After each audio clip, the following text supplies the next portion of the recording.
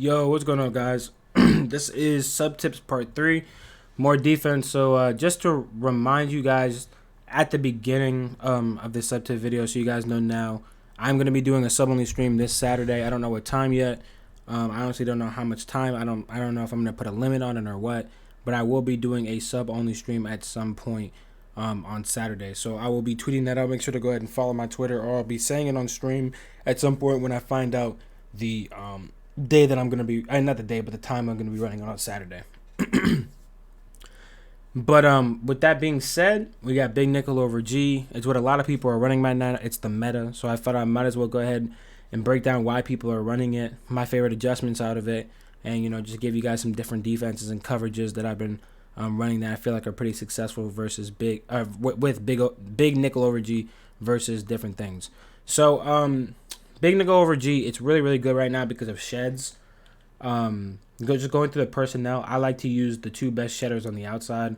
So Lawrence Taylor, Ricky Jackson, TJ Watt, any of those guys in MUT. And then in the inside guys, I like to find guys that have power move but speed. You could also go OC right here. I think I'm going to pick up an OC right after this video so I can use him to spy because he's going to be the fastest guy that I can put here. Since you can already see, you can only put D tackles and left ends at this position. On the outside, you can put left ends, left outside linebackers, right ends, middle linebackers. So it's it's way more versatile on the outside positions, but I still like to use the best pass rushers possible here.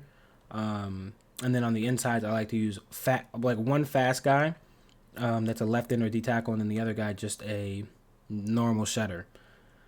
Right here, I like to use safeties. Now the number one thing is when you're coming into big knuckle over G, you're gonna make sure at the bottom you can flick with your right stick left or right to change the packages. And I want to change it to slot cornerback. And the reason why is because if I have it at normal packages like this, the adjustments are going to be awful. You can't put them in any zones that you're usually able to put them in. For some reason, whatever. Just because that's how big nickel over G is. But if you put it on slot cornerback, then you're able to make normal adjustments like it is a normal formation. So make sure you go ahead and do that. Afterwards, I'm going to press R1, go back in here, switch the safeties to these middle linebacker spots. Put my fastest guy or one of my fastest guy in slot, or whoever is going to be my guy in slot for cornerback, and then good safeties and stuff like that. But the number one defense that I'm going to be running out of this again is cover 2 man. Cover 2 man is just too good right now. Now the thing about cover 2 man is I come out in a lot of different coverages instead of cover 2 man. You may see me click the play a lot, but I usually switch up the coverage. I just come out in it because of the look. So for example, if I'm playing somebody that comes on like a doubles, right? Let's just say he comes on the doubles and comes on a random formation. I'm going to press here, which is triangle left stick down. But I'm going to shade this. I'm going to make this into a cover 2. I'm going to turn this into a cover 2. So I'm going to put my outside guys on flats, as you guys can see right here. And then I'm probably going to keep my guy manned up right here. So it's pretty simple, just 2 flats. So it's triangle to bring up the cornerback. Quick screen for adjustments. They're going to pick whatever guys you're going to put in the zone. So clearly, because I do it so much because of muscle memory, I know. But it's square and circle for the outside guys. So I'm going to put those guys in cloud flats. I already have my 2 deep zones since I'm running a cover 2 man anyway. And I'm going to keep that slot guy there so he can stop any type of crosser that people are going to run, maybe as like a post in the slot that he wants to run. Because more than likely that's where it's going to be. But even if so, it's just going to be good in general to have a guy manned up so he can't split you across the middle for a touchdown. So with that being said, I'm going to go ahead and shade my guys down. Just so you can go ahead and get sheds, and then you can spy your D tackle. And this is the defense I usually would run. I have the running back or any type of route that gets open if I have to bail on the running back. But this would be like one of the formations that I do. And the reason why I switch it and I don't come on to cover 2 immediately is because if you come on to cover 2 immediately, it's going to give your opponent a look like this, right? So as you can see right here, it looks like I'm in man-to-man. If I come on to cover 2, well, it didn't switch to a cover 2. If you come onto a cover 2, it gives the look of a cover 2. Now, clearly, I can base align it so it doesn't really look like a cover 2. But at the end of the day, it's going to still look like it's zone coverage. If I come on man-to-man here, but I get to the point where I'm able to feel comfortable in terms of turning into a cover 2, people are thinking it's a cover 2, or they don't know what coverage it is. And I could also as well. The other thing that I can do as well is my fault, I literally just had a brain fart. I can also just sometimes run man-to-man instead of running zone and switching it up from there. So with that being said, that's the reason why sometimes I run man-to-man or I run zone just out of the man-to-man set, because it's very hard for my opponent to realize which one it is. So more than usual, they're going to go ahead and run man beaters, and that's just going to help me, honestly. Because a lot of man beaters usually are going to be like a lot of different routes across the middle of the field, like maybe a Texas route with a post or a crosser, and maybe once in a while you have some curls. And if I come out in zone coverage, a lot of those things are automatically going to get killed. So that's why I personally like to do that instead of just coming out in the cover 2.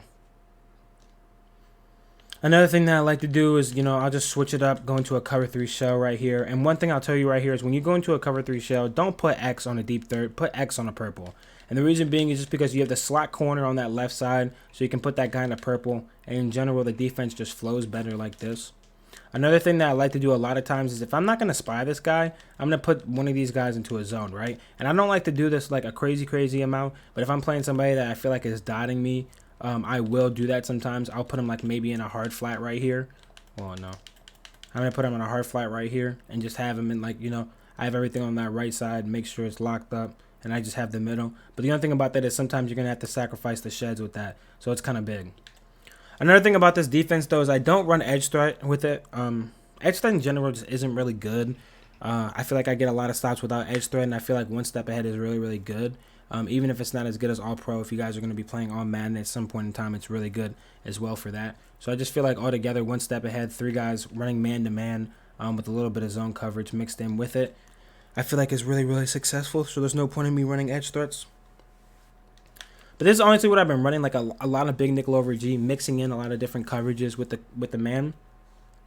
And one thing that you guys have to remember is if you have a good DB core, if you're running man to man, you can shut down a lot of popular things that people want to run just with that man coverage. So for example, let's just say someone wants to come out in, let me see. I really don't know what's in this offense. I know that. Don't they have a spread?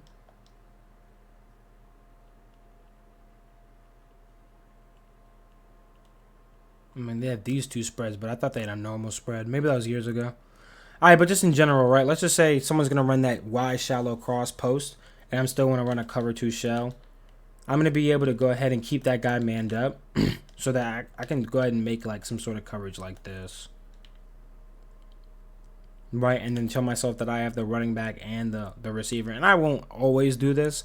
But if you run that man-to-man, that big post that's going to be coming from the left side of the field to the right side of the field is just going to be automatically bagged. That's another reason why I like to run cover 2 man. It's a way big difference in terms of playing underneath than cover 1 hole. So I'll show you guys right here. If you run cover 2 man, let's see. Find a play with a drag. Watch the way circle on this drag route coming from right to left is going to be smothered when you run man-to-man. Oh, okay. Well, that's because I let DeAndre Hopkins score. I'm going to watch that guy this time and make the computer actually give us a couple of seconds so I can show you.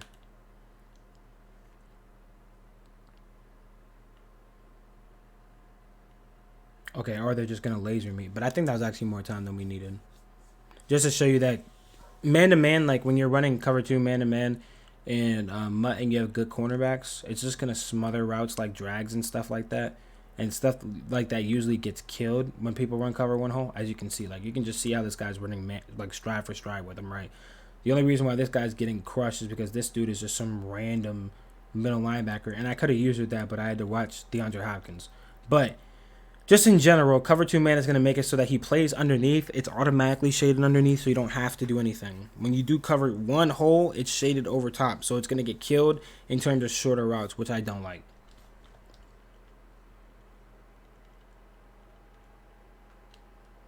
Let me show you guys a cover 1 hole here.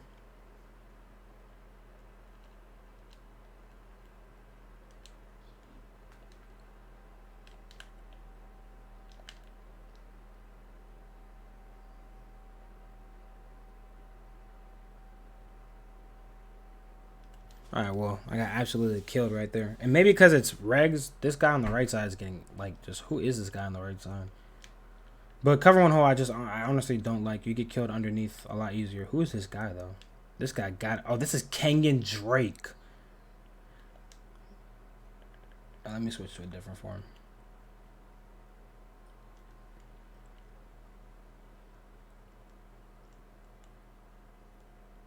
Play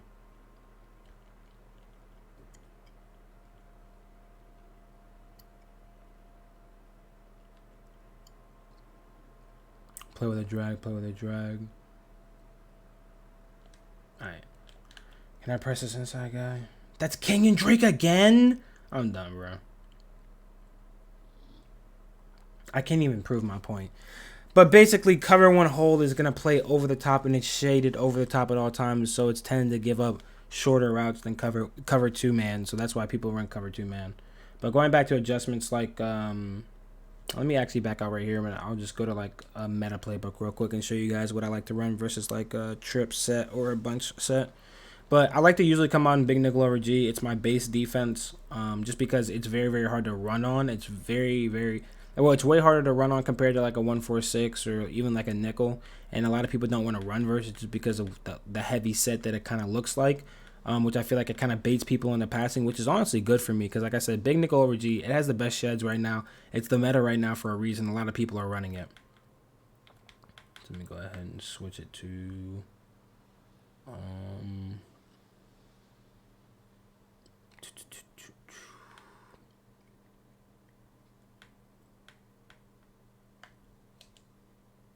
Alright, guys.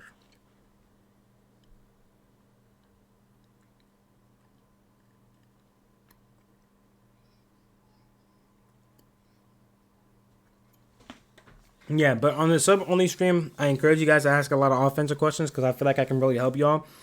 Like, if you guys have formations where you guys want me to look for bombs or stuff like that out of your schemes, like, I feel like I can go and help y'all out with that instead of just giving you guys offensive tips for a certain formation where you guys all are in different formations and I don't know what you guys are running, you know? Some of you guys could be running tight flex, but what if I just drop a random bob out of, like, bunch offset and you guys don't run bunch offset, or some of you guys do, but some of you guys don't? I feel like there's no point in me going ahead and doing that. It's just better to go ahead and answer questions and try to help you guys improve on the offensive side. All right. So, bunch offset, for example, one of my favorite defenses I like to run versus bunch offset is this. Actually, no, my bad. Wait, did I do it right? Yeah, I did. It's like this. This is the defense that I like to run. And you can go ahead and hook curl this guy as well here. And the reason why I like to run this right, I'm going to break down everything. A lot of people like to run Texas routes or running back routes out of bunch offset that goes from left to right. So I need this hook curl and I need this front hook here so they can go ahead and watch that. On top of the fact that people run flood that route combo where they have the out route and the in route come in when they're running man-to-man because they think it looks like man-to-man because it looks like man-to-man. This vert hook's going to go ahead and pick that off. This hard flat is here just to be a hard flat. We need it for certain things. Like I said, we need linebackers there anyway. So if you have a Lawrence Taylor, TJ Watt, Ricky Jackson, you're going to be able to play good man and zone coverage with them anyway, just because they're souped up mutt cards. So you're going to be able to have a hard flat here just so you can watch stuff on the outside. They're not going to really be able to throw anything. You can put this guy in an outside third or a quarter. Either or. The quarter is going to go ahead and stop the corner routes, the rollout corner routes if they want to do that. But he's going to be able to go ahead and go up top maybe with a streak route for a touchdown. And the deep throw is going to go ahead and give everything up besides the touchdown. So I could see myself sometimes switching up between those. Then on the backside here, since we have just in general the running back occupied when it comes to the user, we only need a cloud flat. We don't need a hard and a cloud from this guy. On top of the fact that it's also going to go ahead and pick off that tight end crosser that a lot of people like to run. So that's the reason why I like to run that. That's the reason why I like to run one of those defenses versus that. On top of the defenses that I already dropped for y'all, that's usually what I like to run. Versus this as well. Sometimes I'll go ahead and just when I run man-to-man, I'll run this, which is absolutely fine, to be honest with you, because like I said, they really don't know what defense you're coming out in because you're switching up your defense all the time. So if you come out in something like this, they honestly don't know if it's man-to-man or not, even though it looks like man-to-man. So they could have a couple of man beaters, but I honestly like it like that because they're honestly guessing. But another reason why big nickel over G, the sheds are so good is because you're sending 4 people, or at least you have 4 people on the line. So it's because of that, they just take better angles, in my opinion, and they just get better sheds. The guys just kind of glitch out when in terms of sending 3 to 4 people. They get overwhelmed. All right, let me show you guys. I like to run this as well, but you guys already know about this. But when I like to run this defense, I'll give you guys another tip. I like to run the cloud flats on like 20 to 30 yards, right? And so if in this situation, if I am going to, right, let's just say I'm playing somebody that is running a corner route or could run a corner route or has potentially ran a corner route on the right side, right? I could go ahead and zone drop my clouds on 30. And if you're gonna do that, then try to go ahead and put anybody in a purple. So you see, I put this guy in a purple. You're gonna go into your coach adjustments here, and you're gonna turn that into the flat instead of like you're gonna turn that into the hard flat yourself. So you're gonna go to the curl flat, right? You're gonna turn that into like 0 or 5 yards, and then you're gonna turn this flat into 25 to 30 yards. Just so you can go ahead and have both of them, right? Because if you put a hard flat in the field, this is going to go 25 yards as well, and you don't want that to happen. All right, one more thing that I do want to go ahead and show you guys, because I said I was going to drop it to you guys. Fullback dive defense. Fullback dive is the best in the game right now in terms of people running it. So I'm going to go ahead and show you guys some fullback dive defense. It doesn't work all the time, but I feel like it works a huge amount of the time, and it definitely can get you some goal line stops. It's gotten me a decent amount of goal line stops before. So what you're going to go ahead and do here is you're going to press out a nickel 3-5 wire. You're going to come out and cover 2 man. You're going to crash down, and you're going to pinch your D-line here. And you're going to have to pinch it maybe a couple of times just to make sure, right? Then you're going to go ahead and bring your safety over here. You're going to spy him, and you're going to spy your middle linebacker. From there, you're going to go ahead and run commit. So R1, right stick down, and then you're going to spam your right stick as well. So you're going to click your right stick in. After you R1, right stick down, you click on your right stick. And the reason why you're going to do that is because the spies are going to shoot in. So I may not be able to show to you guys right now, but it just gives you a better opportunity to go ahead and shoot the gap for, like, just to hit them in the backfield. So that's something that I like to do. And I honestly feel like I stopped fullback dive a decent amount. Right now, I can't 110% show you, because if I spam R3 all the time, then they're not going to hike the ball. But as you can see right there, you go ahead and just shoot it. And that's something that I feel like I've been running, and it's been working really, really well. But I appreciate everyone for subbing. Sub only stream Saturday. I don't know what time. You know, hopefully you guys enjoyed the tips. Right now, I can really only give you guys defense. If you guys need help on offense or anything else, we can go ahead and break that down. The sub-only stream could be like a couple of hours. I really don't mind it, to be honest. So we could just go ahead and lab, throw some ideas, bounce some ideas off each other. But yeah, I hope you guys appreciate it. Hopefully this helps you defensively, and I'm out. Peace.